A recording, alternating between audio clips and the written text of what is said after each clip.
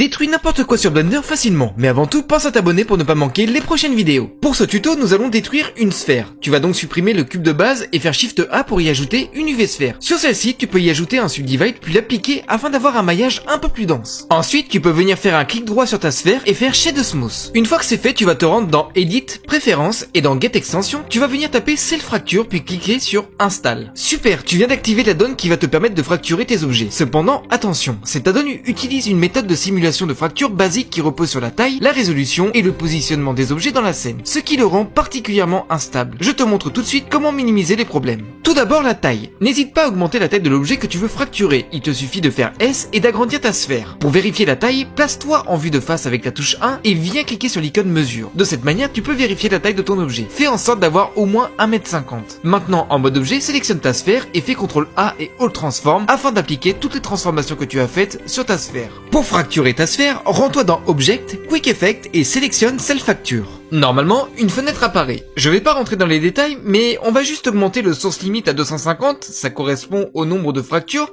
et passer le noise à 0,09 afin d'avoir des morceaux aléatoires. Un peu plus bas dans la section scène collection, nous allons marquer fracture. Cela permettra à Blender de créer une collection où tous les morceaux seront regroupés. Clique sur OK pour valider tout ça. Laissez Blender faire ses calculs. Cela peut prendre plus ou moins de temps selon la puissance de votre PC. Une fois que le calcul est terminé, vous verrez que notre sphère est bien fracturée. Et en consultant l'outliner, tous les morceaux sont répertoriés. Avant de s'amuser, pense bien à rendre ta sphère de base invisible dans le viewport et dans le rendu. Maintenant, sélectionne un morceau de ta sphère afin de lui apporter des propriétés physiques. Dans la partie physique, choisis Rigid Body. Laisse bien le type en active et dans la partie Dynamics, on va juste augmenter un peu rotation afin de freiner la vitesse de rotation des morceaux. Maintenant, si j'appuie sur la barre espace, on peut voir que le morceau tombe vers le bas. Ça veut dire que tout fonctionne et je peux donc appliquer ça à l'ensemble des morceaux. Bien évidemment, on va pas le faire un par un. Fais en sorte que ton morceau soit bien sélectionné, puis avec Shift et ton clic gauche, viens sélectionner l'ensemble de ta sphère. Assure-toi que le premier morceau sélectionné a ses contours légèrement jaunes. Cela signifie qu'il est actif et qu'en quelque sorte, c'est une référence. Du coup, rends-toi dans Object puis Rigid Body et ici tu peux faire Copy from Active. Et si tu fais Play, tu verras que cette fois-ci c'est toute ta sphère qui tombe. Maintenant, il ne te reste plus qu'à ajouter un plane que tu places en dessous de ta sphère. Ajoute-lui un Rigid Body mais de type passif cette fois. Et si tu fais Play, tu peux voir que ta sphère se détruit au contact du sol.